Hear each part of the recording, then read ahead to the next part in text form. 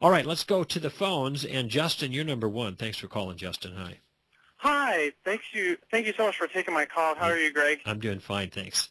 Good. Hey, first of all, I just want to thank you and your staff for everything that you do at Stand to Reason. The work that you guys do has been a tremendous help in my life. That's great. And please keep up the good work, and God bless you. And thanks. We'll keep working at it, Justin. If folks like you keep helping us out financially with prayer, we'll keep moving forward. All right. By the grace of God. Thank you. Yes. Second of all, I'm with you all the way when it comes to fighting the relativism and the postmodernism of this culture, and because some of the most dangerous ideas come from that. Mm-hmm. I need some advice, though. I'm debating with somebody that says when we get to some critical points, they just say, well, that's my opinion, and opinions are neither right or wrong, they're just opinions. And I don't know exactly how to address that. Well, this is just another one of those silly things. I mean, here's the first thing that comes to mind. You know what the suicide tactic is, right? Or do you? Are you it sounds vaguely familiar. Okay, well, we emphasize a tactical approach to things here at Stand to Reason, and we talk about different tactics. One is the Columbo tactic, where you use questions to maneuver in conversation. The other is a suicide tactic, in which you develop the ability to recognize where another person's point of view is committing suicide. And generally, it commits suicide when it cannot fulfill its own requirements. Now, that's what's going on here. This is the first thing that comes to mind. So a person says, opinions are neither true or false, they are just opinions. Right. All right? My first question would be, and here's a combination of the Columbo tactic with the question, with the suicide. My first question would be, is that your opinion? Okay. And if it is his opinion, then he has no right to state it forcefully as he's doing. Opinions are neither true or false, because it's not the case that opinions are neither true or false if, in fact, that statement itself is his opinion. Then I shouldn't take that statement seriously because it's neither true or false. Now, propositions, statements about things, are by their nature either true or false. Okay? When you make a claim about a thing, the claim is either factual or it's not. The only kinds of things that are not true or false are things like grunts. Ugh. Yuck. Yay. Wow. I mean, these are neither true or false, no propositional content. But if you say that President Bush is a bad president, that's my opinion, well, he either is a bad president or he isn't. Now, this doesn't make any sense to me when a person says that opinions are neither true or false. If they're not true or false, what are they? He might say, well, they're just expressions of emotion. This is a tack that some people took. I think it was A.J. Ayer, who is the famous philosophical atheist, the tack that he took dealing with morality. He said, when we say that murder is wrong, this sounds like a proposition, but it's not. Really, it's just a grunt. It's emoting. We are just emoting. There's no real propositional content to it, because you can't know anything about morality because you can't measure it in a test tube. It's not verifiable by the scientific method, and so it's not a meaningful sentence. It's just a grunt. It's just saying murder. I don't like it. And when you say, like, Mother Teresa is a good woman, then you're just saying, Mother Teresa, yay! You're not really giving anything contentful about her. So my questions to the person who says, well, opinions are neither right or wrong, I'm going to ask a bunch of questions. Okay. Well, that doesn't make any sense to me. I say, first of all, I'd ask him, is that your opinion? Okay. Okay, well then if that's your opinion, and opinions are neither right or wrong, then you are telling me not to pay any attention at all to what you say. Why should I listen to what you have to say if the things that you're saying are neither true or false?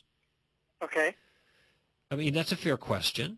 Well, what if they say, like, well, you don't have to listen to me? Is that an opinion? Well, then that's neither true or false either. The thing is that they're talking to you about... Tell me the context in which he made this comment. Well, actually, it was she, and Okay. we're debating homosexuality, Right. and it was online. Okay. And I mean, there are a lot of things wrong with her view, but when I would maybe point out something that I thought was flawed, she'd be like, "Well, that's just my opinion." You know, and you have your opinion, I have my opinion, and opinions are by nature not right or wrong. Well, this is okay. This is nonsense. This is absolute nonsense. Here's the simplest way to go back to a person like that is say, if I understand you correctly, you are telling me not to take anything you say seriously. Do I read you right? You are telling me to what? Ignore what you're saying, not take it seriously. That you're just making noise. You're just sputtering. You're just sputtering here on the website or the bulletin board or whatever, and that's the way I read your comment. Right. If opinions are just opinions, they're neither true or false, then they're nothing. They're not claims at all. They're just sputterings and fussings. And why should I spend any time paying attention to it? In fact, I don't know why she is putting her sputterings and fussings down. Right, exactly. That was why it was confusing me, because it's like, well, why are we having this conversation or this debate or whatever? Yes, if she says that homosexuality is legitimate, that's an opinion. But the opinion is either a good one or a bad one, a true one or a false one. It may be true by its nature that it's her opinion, but her opinion reflects a point of view that is either a good one or a bad one. Right. Because she's trying to assert that homosexuality, I presume, is morally legitimate. Well, if that's an opinion. Well, if she doesn't think that's true, then why does she hold that opinion? If she thinks that it's neither true or false, and your opinion, contrary to hers, is neither true or false, then there is, in principle, no conflict between your views, because there can only be a conflict if her opinion is opposite yours and hers is true and yours is false, or yours is false, yours is true and hers is false. Right. If neither are true or false, then there's no conflict. But it appears that there is I don't mean a fight here, but there is a conflict of ideas. This is just one of those silly, politically correct maneuvers to try to make a claim against you in a passive-aggressive way. Yes. It's like being nice and sounds like you're not making a claim, but she is saying that you're mistaken. And so I would just continue to play her rules back to her. If she says, well, it's just my opinion, and opinions are neither true nor false, you say, I have two questions. First of all, is that an opinion?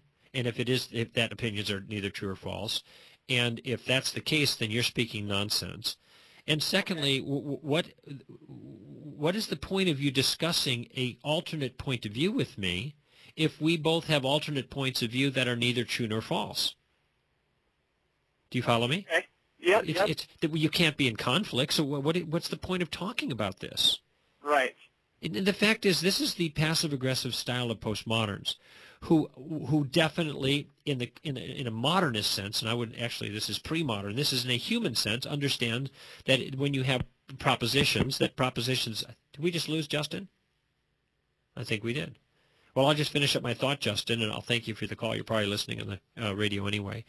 That propositions, have content that are either true or false. When you express an opinion, you're expressing a proposition. But postmoderns don't want to be right, They just want to give their view and pretend like I'm just giving my view. That's neither true nor false. They're just my view. But in fact, they are campaigning for a view that they think is true, which is why they're in the game to begin with. And I think this is a massive lack of clarity, and that borders on intellectual dishonesty. So that would be the approach. Be gentle with the person you're in conversation with there on the internet. But I would point that out, Justin, and I thank you for the call.